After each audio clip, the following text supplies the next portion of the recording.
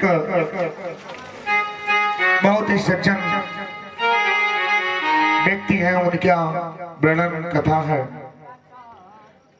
जो एक माँ ने दो पुत्र को जन्म देते हैं, गोकर्ण जी और धुंधकारी। ये दो भाई हैं। एक कैसे एक सत्कर्म का मार्ग अपनाया और कैसे एक व्यभिचारी का मार्ग वो अपनाता है।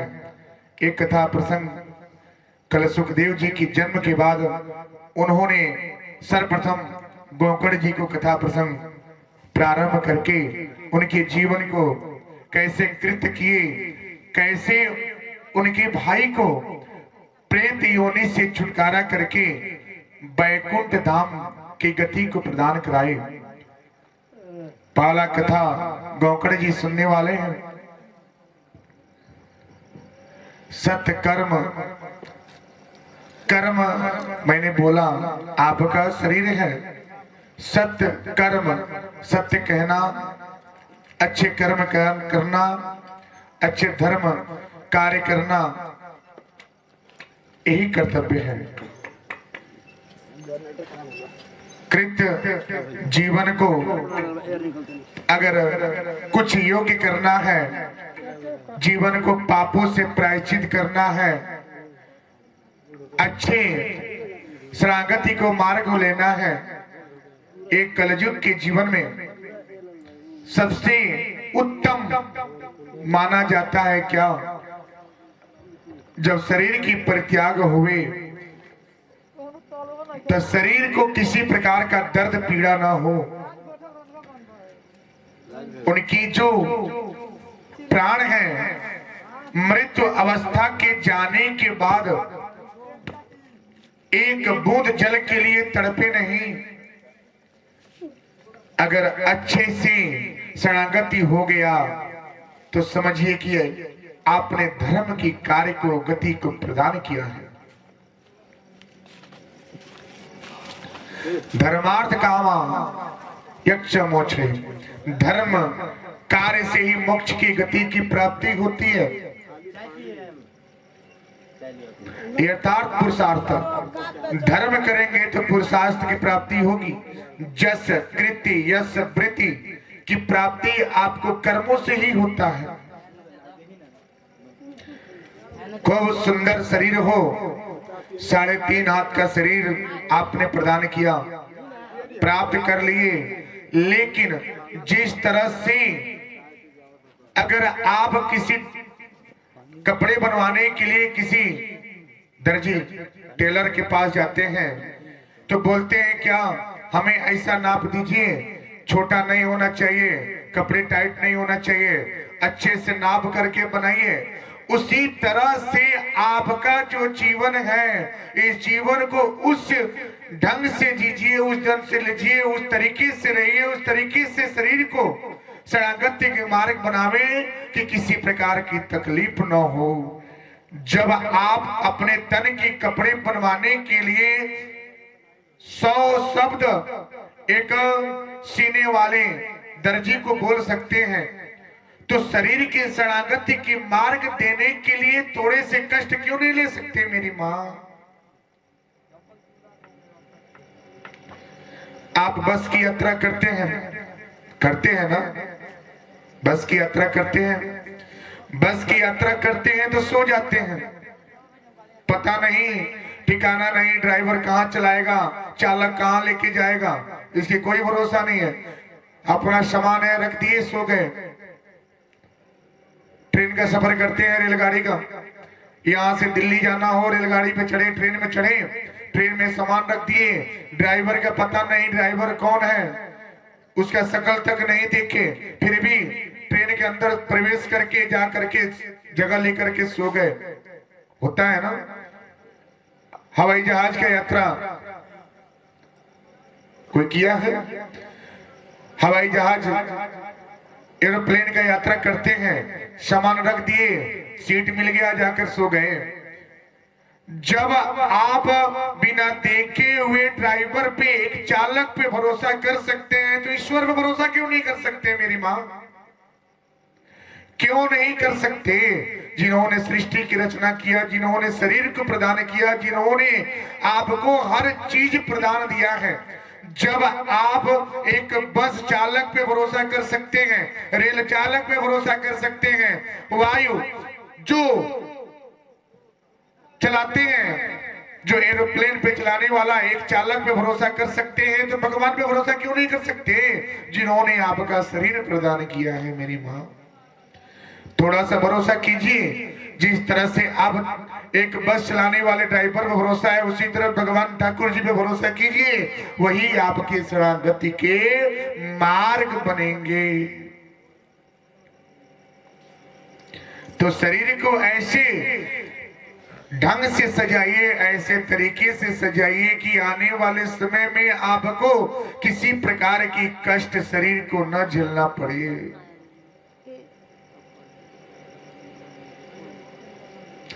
वो कैसे होगा? वो शरणागति कर कैसे होगी?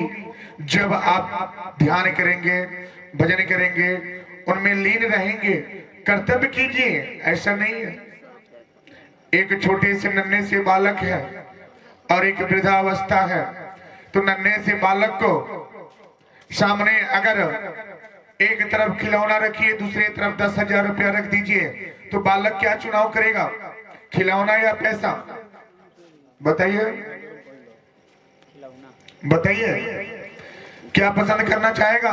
वो खिलौना लेगा या पैसा लेगा? बताइए, बताइए क्या पसंद करेगा, खिलौना या पैसा? खिलौना पसंद करेगा, क्योंकि उस समय उस उम्र में खिलौने की आवश्यकता पड़ती है। वो दुख सुख नहीं जानता, पैसे का सुख उसको पता नहीं है कि पैसे का सुख क्या होता है। जब वही बालक जब 60 के उम्र तक जाता है, तो उस समय परिवार रखिए और एक तरफ रुपया रखिए, पैसा 1 लाख रुपया रखिए, दूसरी तरफ परिवार रखिए। 60 साल की उम्र में आपको क्या चाहिए, परिवार या पैसा? बताइए क्या चाहिए मेरी माँ? परिवार चाहिए। परिवार चाहिए, क्योंकि उस समय परिवार की आवश्यकता पड़ता है, पैसे की आवश्यकता नहीं पड़ता। पैसे तो भौतिक सुख है, ये नहीं है। शास्त्र नहीं कहता कि धन मत कमाए, धन भी कमाइए, लेकिन धन कमाने के साथ साथ ठाकुर जी पे भी ध्यान दीजिए, उन पे भी ध्यान दीजिए।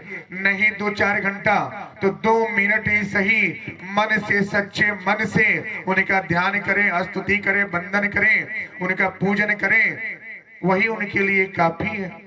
उतना ही चाहिए उनको। क्या खोवा मिठाई नहीं चाहिए उनको, रसगुल्ले नहीं चाहिए उनको, मेवा मिश्री नहीं चाहिए, बस प्रेम से आपकी भाव की जरूरत पड़ता है।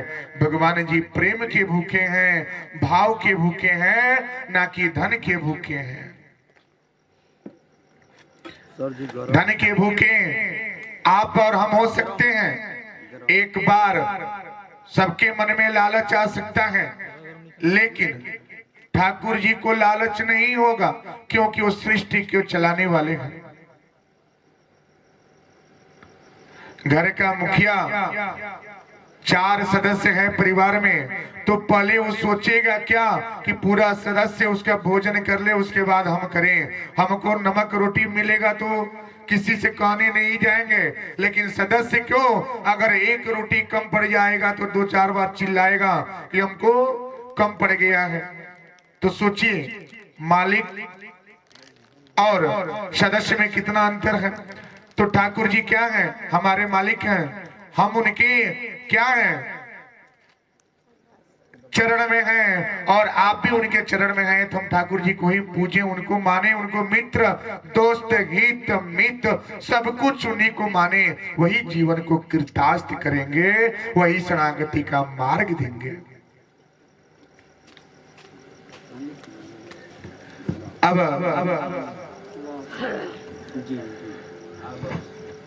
एक नगर में एक आत्मदेव नामक के एक ब्राह्मण होते हैं। ब्राह्मण कौन है बताइए? कौन है? जिसको ब्राह्मणत्व का ज्ञान है, जो अपने धर्म का ज्ञान है, ब्राह्मणत्व का पूरा ज्ञान है, वही ब्राह्मण हो सकता है।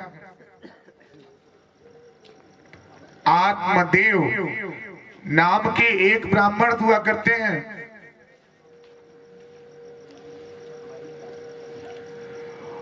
उनकी पत्नी जो रहती है, उनकी पत्नी जो है धुंधली होती है। धुंधली का अर्थ समझते हैं? धुंधली का अर्थ क्या होता है? तीखापन, ऊंची आवाज, कड़ा आवाज, कड़ापन बोलते हैं। जो कभी मीठा बोले ना बोले, मीठे शब्द का इस्तेमाल ना करे। क्या आप सब भी अपने पति पे ऊंची आवाज बात करते हैं क्या? बताइए बताइए। जो ऊंचे स्वर, देखिए, अगर एक बार पति का नाम अगर पत्नी ले लेवे, पति शादी से पहले नाम लेना कोई बड़ी बात नहीं है, हो सकता है। लेकिन शादी के बाद अगर पत्नी पति के नाम ले करके बुलाती है तो उसको समझिए 100 गाय का मरने का पाप लगता है, 100 ब्रह्म हत्या का दोष लग जाता है अगर पति की नाम से वो अपने पति को बुलाती है। तो अगर जो माताएं हैं, अगर नाम ले करके उनका पति देव का नाम लेकर के बुलाती हैं तो उनको ये रास्ते भटक जाएं, भूल जाएं और आज के बाद संबोधन करें क्या? उनका नाम न रख करके उनको कुछ और नाम बोलिए। पति देव, देव समाना, भगवान के समान पति का रूप है। पति परमेश्वर, परमेश्वर के समान तुलना किया गया है। जिसकी पति और पत्नी के बीच में अगर जिसके पति नहीं है उससे पूछिए कि पति का दर्द क्या होता है, पत्नी नहीं है पत्नी का दर्द क्या होता है, कितनी पीड़ाएं, कितना दर्द सहना पड़ता है मेरी माँ। तो पति की नाम ले करके बुलाने से अकाल घटनाएं, काल जो है मंडरा जाता है और काल जब मंडराता है तो आधे उम्र में वो अपना जीवन को परित्याग करना पड़ता है, क्योंकि 100 गाय के दोष के बराबर पति के नाम से पुकारना पत्नी जो बुलाती है तो दोष लग जाता है। ध्यान दीजिएगा, ये हम नहीं शास्त्र बता रहा है, ये शास्त्र की ज्ञान है। तो पति की नाम कदापि ना लेवे ना। पहले की जो माताएं थी वो पति देव का नाम नहीं रखती थी ना, वो बोलती थी, किसी से बुलवा देती थी कि बताइए उनका नाम क्या है। जब उनके घर पे जब कोई संदेश आता था, पत्र आता था, या कहीं से कोई अधिकारी या कहीं से कोई बड़ा आदमी आया, गांव का कोई बड़ा आदमी पहुंचे, तो अगर उनका नाम पूछता है तो अपने बच्चे से, अपने पुत्री से, घर में रहने वाले सदस्य से बोलती थी, बता दीजिए उनका नाम क्या है। ऐसा होता था ना, बताइए। और आधुनिक युग में क्या होता है, अगर कोई रजिस्ट्री आया या वहां से डाक से कोई संदेश आता है, बोला जाता है क्या आपके पति का नाम क्या है, पत्नी बोलती है फलाना नाम है, बोलिए हम उनके पत्नी है। होता है ना, क्यों कि यही तो पाप है, यही तो लगता है पाप, यही तो पाप लग जाया तो पति का उम्र क्या है, आधे हो जाते हैं। ध्यान दीजिएगा, पति पुत्र पुत्री की आयु दीर्घायु करना है, लंबा आयु करना है, तो पत्नी को कभी भी पति की नाम लेकर के संबोधन नहीं करना चाहिए। यहाँ तक कि उनके ज्येष्ठ पुत्र हैं तो पुत्र का भी नाम नहीं लिया जाता था। आज के 15-20 साल पहले अगर जिसके जेठ पुत्र हैं उसका भी नाम लेने से पहले संबोधन किया जाता है। क्या उसका बड़ा बाबू बोलिए, बड़ा पुत्र बोलिए या ज्येष्ठ पुत्र बोलिए, लेकिन नाम से नहीं संबोधन की जाती थी। ऐसा होता था? बताइए मेरी माँ। आधुनिक युग में क्या है? आधुनिक युग में उसको देखिए, अगर जेठ पुत्र है या जेठ घर में है तो उसका नाम से संबोधन किया जाता है, नाम से बुलाया जाता है कि वो मेरा बड़ा पुत्र है, ये मेरे पति देव हैं, ये सबसे बड़े हैं, फलाना नाम है, नाम से दी जाती है। डाकवंशी आया बनाया, वो भी सोचता है क्या कैसे, अगर उसका उम्र अगर 50 साल का तजुर्बा होगा, 50 साल की उम्र से पार किया होगा, तो उस आने से पहले वो भी सोचेगा कि हम कहाँ पे हैं। तो पति के नाम लेकर के बुलाना समझिए कि अकाल काल को बुलाने के समान हो जाता है। तो कभी भी पति का नाम ना लेवे ना, पति के नाम का संबोधन न करें। पति के नाम का संबोधन जब करेंगे तो आपके घर पे कभी सुख समृद्धि नहीं होगा, दरिद्रता हमेशा बना रहेगा और आपके घर पे हमेशा अकाल घटनाएं हमेशा जुड़ी रहेंगी, कभी भी निर्वृत्ति नहीं होगा। मेरी माँ आज के 20 साल पहले लमसम लगभग आप पकड़ के चलिए, आज के 30 साल पहले जो माताएं इस नगर में आई हैं उनको एक ज्ञात होगा क्या कि लंबा सिंदूर, लंबे सिंदूर का इस्तेमाल सब लोग करते हैं। आधुनिक युग में देखिए, आधुनिक युग में लोग इतना सिंदूर लगाते हैं क्यों? कोई देख लेवे, देखेगा तो क्या होगा? अपमान होगा कि भाई अनपढ़ है, पढ़ी लिखी नहीं है, इसलिए इतना लंबा सिंदूर लगाई है, इसलिए छोटा सिंदूर लगाते हैं। छोटा सिंदूर लगाने का तात्पर्य होता है क्या? जितना छोटा सिंदूर अगर माथे में लगाया जाता है पति की आयु में कटौती होती है। ध्यान दीजिएगा, पति की आयु में कटौती, उम्र में कटौती होता है। जिस तरह से आप अपना 1 महीने किसी कंपनी में काम करते हैं, अगर 1 घंटा लेट पहुंचे तो जिस तरह से वहां के मैनेजर, वहां के बड़े बड़े कर्मी होते हैं, बोलते हैं 1 घंटा लेट हो गया आपका 20 रुपया कट गया। उसी तरह से माताएं, पति और पत्नी की जब विवाह होता है, गठबंधन होते हैं, 7 फेरे होते हैं, कल मैंने बताया 7 फेरे होते हैं, देव विवाह, कलश स्थापन होता है, सबके देवी देवताओं को आवाहित करके मंत्र उच्चारण करके विवाह होता है। विवाह में लंबा सिंदूर लगाया जाता है क्यों? कभी भी सिंदूर ऐसे लगाना चाहिए, ऐसे नहीं लगाना चाहिए, ऐसे भी नहीं लगाना चाहिए, ऐसे सिंदूर का इस्तेमाल करना चाहिए, क्योंकि ये जो उंगली है ये लक्ष्मी स्वरूप है, इसमें आयु की बढ़ोतरी होती है, इसमें कटौती होता है और इसमें मृत्यु की रेखाएं बनी रहती हैं। ध्यान दीजिएगा, कभी भी सिंदूर लगावे तो ऐसे लगावे, ये लगाने से कभी भी अनामिका उंगली है, ये अंगूठा, ये तर्जनी, ये माध्यमा, ये अनामिका, ये हो गया कनिष्ठिका, ये 5 उंगलियां हैं। 5 उंगलियों में सबसे शुद्ध आपको अनामिका उंगली बोला जाता है।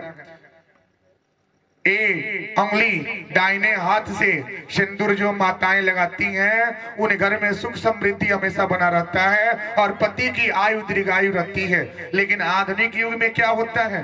छोटा सा सिंदूर लगा लिए, कोई देखे नहीं, कोई जाने नहीं क्या कि हमारा भी विवाह हुआ है, भले 2-4 बच्चे हैं लेकिन किसी को पता नहीं होना चाहिए कि हमारे बच्चे हैं और हमारा विवाह हुआ है। ऐसा होता है ना। ये सर्व ये देखने के बाद आज के जमाने में टीवी देखिए, सीरियल देखिए, बड़े बड़े थिएटर पिक्चर में देखने के बाद उसका रोल अदा करते हैं। बुराइयां तो पहले ले लेते हैं लेकिन अच्छाइयां कोई नहीं लेता ना। अच्छाइयों को परित्याग कर दी जाती है, बुराइयां पहले ले ली जाती हैं। तो छोटा सिंदूर लगाने का अर्थ होता है कि कम आयु, पति की आयु में कटौती होना। अच्छा, पहले जो माताएं हैं वो देखिए, आज के जो 30 साल पहले जो माताएं उतरी हैं इस नगर में, सबको देखिए लंबा सिंदूर लगाती हैं। जो सिंदूर आप पहले शुरुआत में लगाए, जो शुरू में आपने जो विवाह किया वो सिंदूर लगा, वो सिंदूर लास्ट तक निभाया जाता है। पहले की माताएं करती थी, अभी भी है, और अभी भी आप देख सकते हैं जो लंबा सिंदूर लगाता है उसके घर में कभी अकाल घटनाएं नहीं होती, बहुत ही कम देखने को मिलता है ये अकाल घटनाएं। अच्छा, आज के लमसम 25 साल पहले और 25 साल बाद में देखिए इतनी अकाल घटनाएं नहीं हुआ करती। जो आज हो रहा है, इतने चोट, एक्सीडेंट, मृत्यु, हार्ट अटैक, ये तमाम प्रकार की बीमारियां नहीं हुआ करता था आज के 25 साल पहले। लेकिन 25 साल के बाद का जीवन देखिए तो तमाम प्रकार की बीमारियां आपके घर में, आपके नगर में, इस शहर में प्रवेश हुआ है। क्यों? क्योंकि जन्मदाता आप हैं। इसको परित्याग करें। जो परंपरा आप किसी देवी को उठा करके देखिए, किसी सती को उठा करके देखिए, कि किसी महालक्ष्मी, महाकाली, महासरस्वती, इन 3 देवियों की प्रतिमा आपके घर पे फोटो लगा होगा, कभी देखे हैं? कभी शांति मन से देखिए कि उनका सिंदूर कितना लंबा होता है, कभी भी देखिए। या अब आज के जिस समय पे सीरियल आता है, देखिए कितने देवी देवताओं का सीरियल चलता है, उसमें देखिए कि सिंदूर कितना लंबा होता है। वो अच्छाइयों को ग्रहण कीजिए, बुराइयां जो है उसको परित्याग करें। और आज के बाद जो माताएं अगर छोटा सिंदूर लगाती हैं तो बड़ा सिंदूर लगावें, इससे घर गृहस्थी जीवन सुख में रहता है और पूरा परिवार कुशल मंगल को प्राप्त होता है। उस घर में अकाल घटनाएं नहीं होती। आत्मदेव ब्राह्मण कौन? मैंने बताया, जो ब्रह्म को जाने, जो ब्रह्म से ज्ञान हो, वही है। आत्मदेव नाम के जो ब्राह्मण हुआ करते हैं, उनके पास संतान नहीं थे ना, कोई संतान नहीं था। संतान की प्राप्ति करने के लिए बहुत यत्न किए थे, बहुत प्रयास किए थे, लेकिन संतान की प्राप्ति नहीं हुई थी।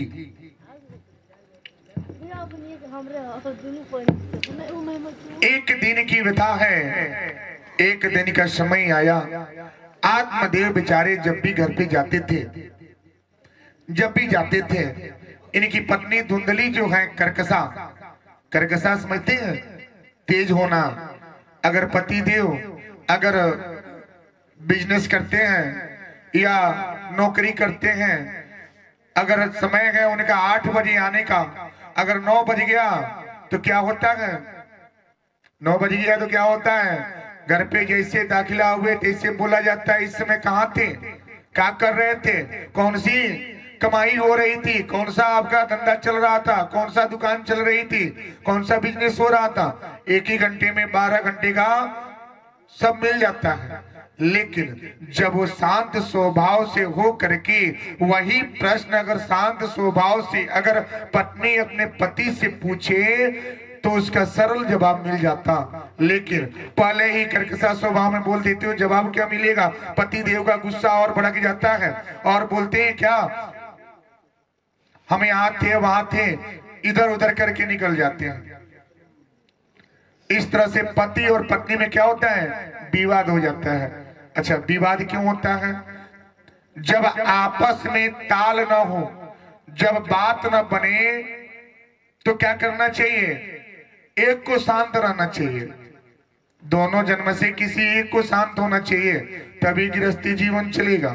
गृहस्थी जीवन का सबसे बड़ा आधार, सबसे बड़ा आधार कौन है? लक्ष्मी स्वरूप है। मैं कल भी बताया और आज भी बता रहे हैं, ये मिल के होना चाहिए। दुख सुख, दुख कौन है?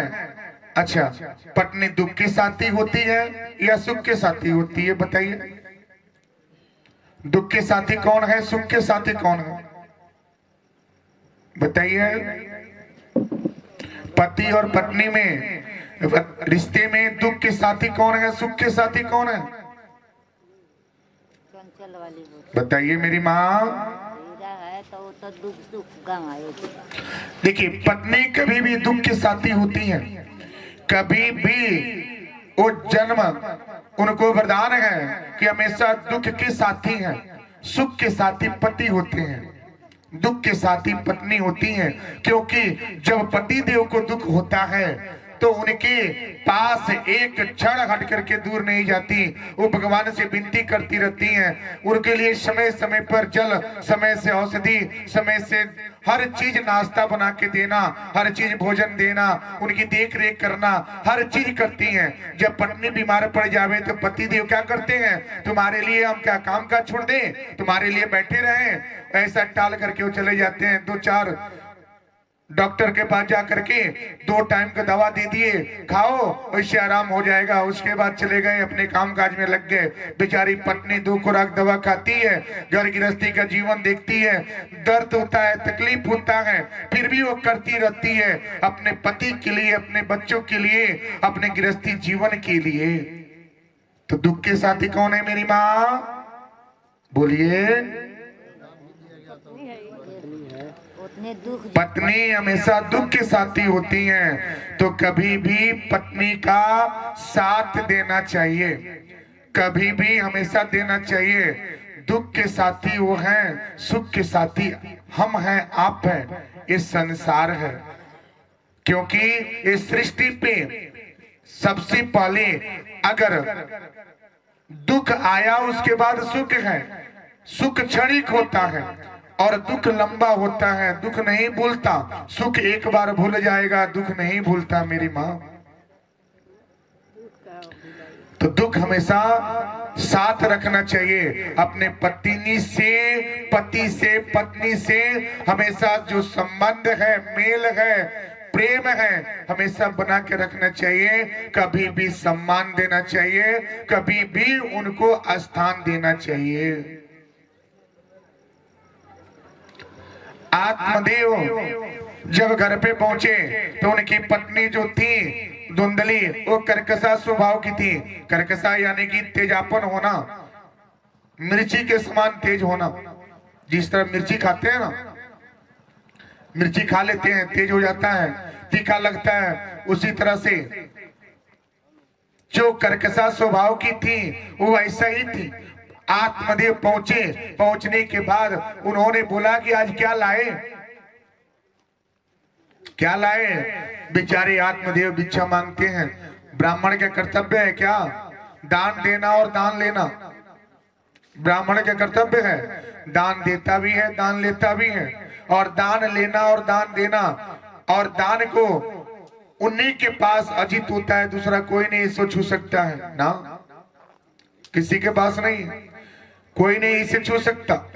आप कथा सुने या किसी मंदिर पे जावे, जिस तरह से मंदिर पे जाते हैं तो आप घंटा बजाते हैं कि ठाकुर जी जग जावे, अगर विश्राम कर रहे हैं तो उठे, संकेत कर देते हैं, अपनी हाजिरी लगा देते हैं कि मैंने आया है, हम यहाँ पे पहुंच गए, घंटा बजा दी, हम पहुंच गए।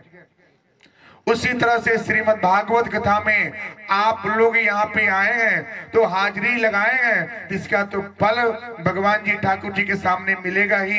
इसका कृतार्थ होगा, इसका धर्म होगा, सब कुछ प्रदान होगा। ठाकुर जी कृपा आपको प्रदान करेंगे। कब, जब पूरी तरह से ध्यान देंगे तब।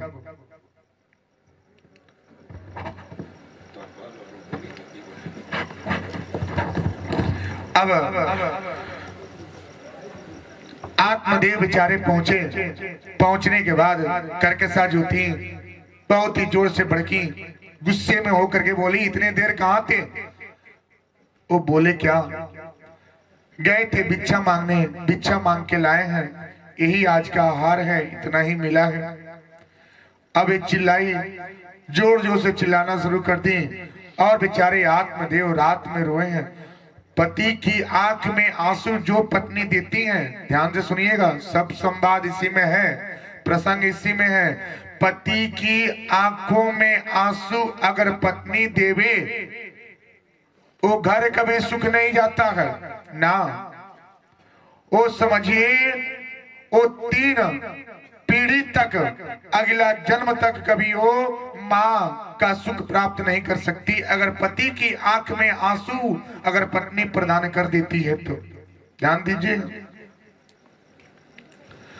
अभी आत्मदेव बेचारे रात में फूट फूट के रोए। रोने के बाद सुबह की बेला में वो निकल गए। बोले कि आज अपने जीवन को हम अंत करेंगे, ना रहेंगे नहीं। चल दिए नर्मदा नदी के तट पे जा रहे हैं। वहां पे एक संत जी से मुलाकात होती है। संत जी से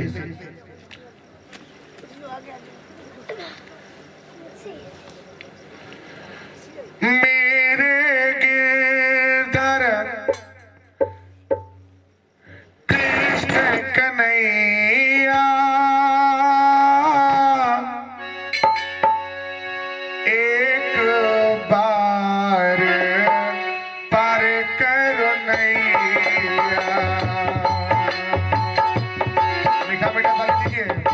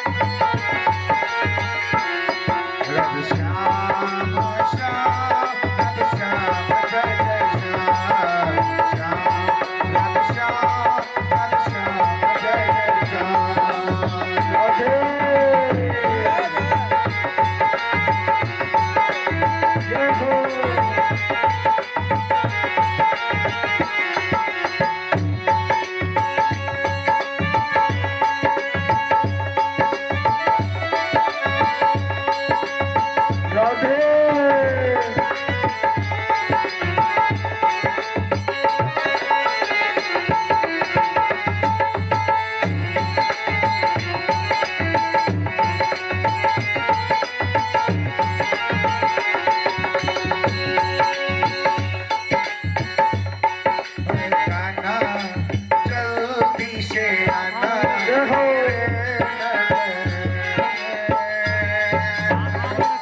अब रात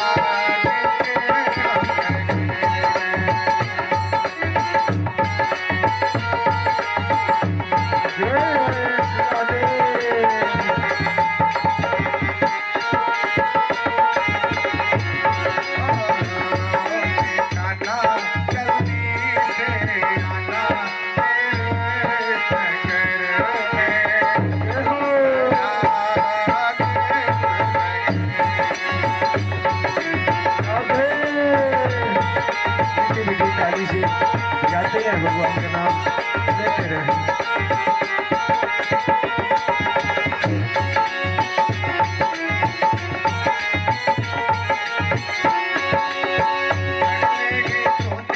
एक वादा किया था पता करके काना नहीं वचन दिया मेरे को पाल काना जी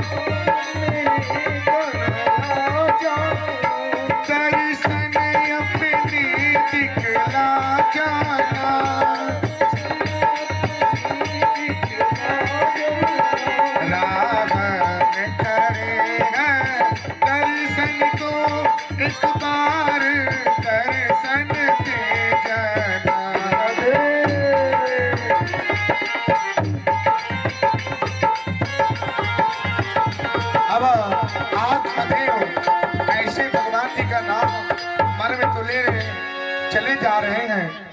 जाते जाते जब नर्मदा नदी के तट पे पहुंचे, वहां पे एक संत से उनकी मुलाकात होती है। जब कोई अच्छा कार्य होता है तो संकेत पहले ही मिल जाता है, मिलता है ना, संकेत पहले ही हो जाता है। तो उसी तरह से अगर अच्छे कार्य आने जाने लगे, देखिए जब आपको अच्छा कार्य बनने का मार्ग बता देते हैं, 5 बातें आपको अच्छे जब कार्य बनते हैं तो अच्छे अच्छे सपने आते हैं। कैसे? आप स्वप्न में किसी देवी देवताओं का प्रतिमा देखेंगे तो समझ जाइए कि आपकी कार्य क्या है, शुभ होने वाला है। किसी देवी देवता का प्रतिमा देखें तो समझिए कि आपके कार्य क्या है, शुभ होने वाला है।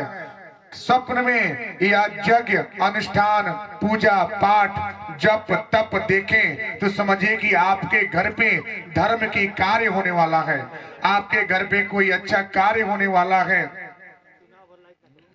स्वप्न में आप अगर कीचड़ में देखें कि आप फंसे हुए हैं, गंदे जगह पे फंसे हुए हैं, तो समझिए कि आपके घर पे धन का आगमन होने वाला है, लक्ष्मी का आगमन होने वाला है। अगर आप स्वप्न में अपना पूरा शरीर अगर गंदे चीज से लिपटे हुए देखें तो समझिए कि आपके घर पे धन का आगमन होने वाला है, सुख समृद्धि होने वाला है। अब एक ज्ञान की बातें जो भगवान जी ने पेश किए हैं। हफ्ते के 7 दिन होते हैं, 7 दिन में 7 स्वप्न आप देखते होंगे रात को सोते समय। रात में एक बार सोने वाला व्यक्ति कोई है जो एक ही बार सोए और